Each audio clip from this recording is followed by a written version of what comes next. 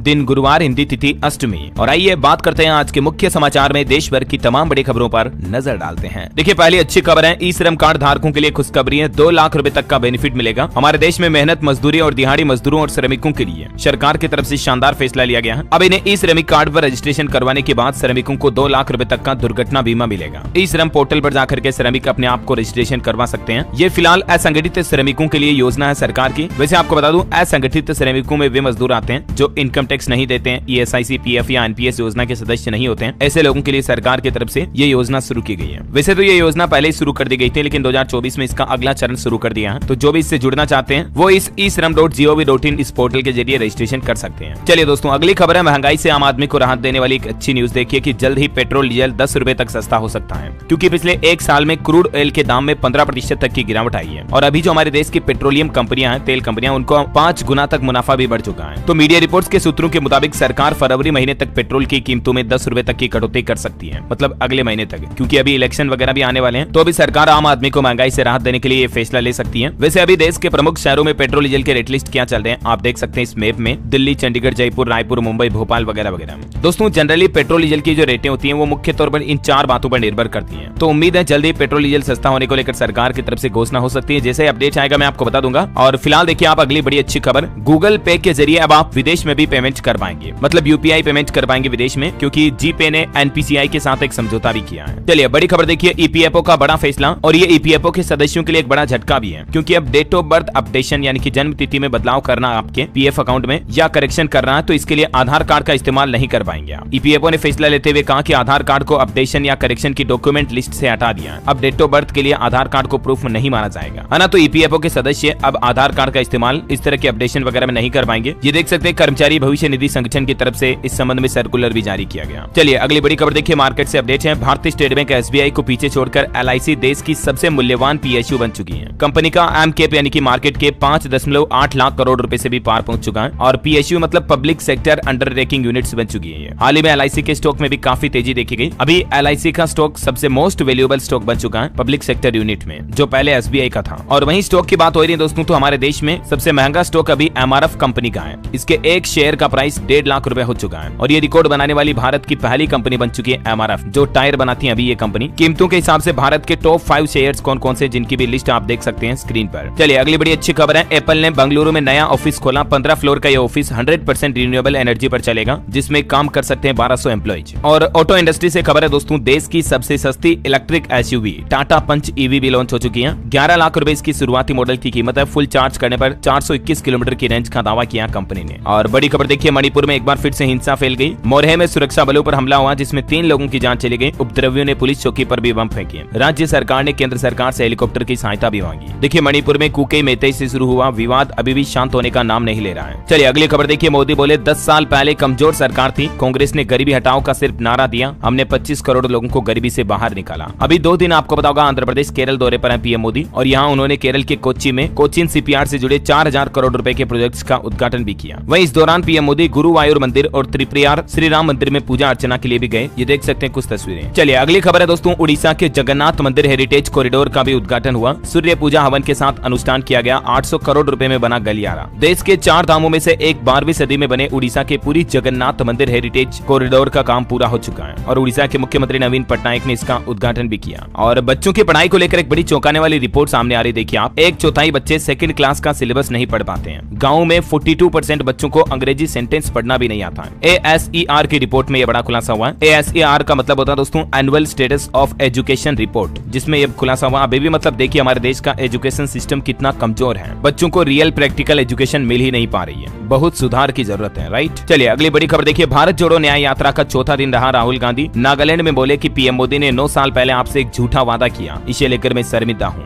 और चलिए अगली खबर देखिए आप, EY इंडिया के चेयरपर्सन राजीव मेमानी ने वर्ल्ड इकोनॉमिक फोरम के मौके पर कहा कि 2025 तक भारत का मैन्युफैक्चरिंग सेक्टर $1 ट्रिलियन का हो जाएगा। और बड़ी खबर देखिए दोस्तों, आरक्षण की मांग को लेकर फिर से जाट समाज एकजुट हो चुका है। राजस्थान गांव जयचोली रेलवे स्टेशन के पास टेंट बिगाड़े महापड़ाव शुरू हुआ। ये तस्वीरें आप देख सकते हैं। इनकी केंद्र सरकार से आरक्षण की मांग है और राजस्थान में यह आंदोलन फिर से शुरू हो गया। राजस्थान के धौलपुर भरतपुर के जाटों ने महापड़ाव डाला। पटरियां उखाड़ने, ट्रेनें रोकने और हाईवे जाम करने तक की चेतावनी दे डाली। इनका आरोप है कि 2015 में केंद्र सरकार ने इनका आरक्षण खत्म कर दिया था, उसे ये वापस पाना चाहते हैं। अब चुनाव से पहले ये जाटों का आंदोलन वाकई में सरकार के लिए एक बड़ी चुनौती बनेगा। देखते हैं सरकार क्या फैसला लेती है। जो भी अपडेट आएगा मैं आपको बता दूंगा।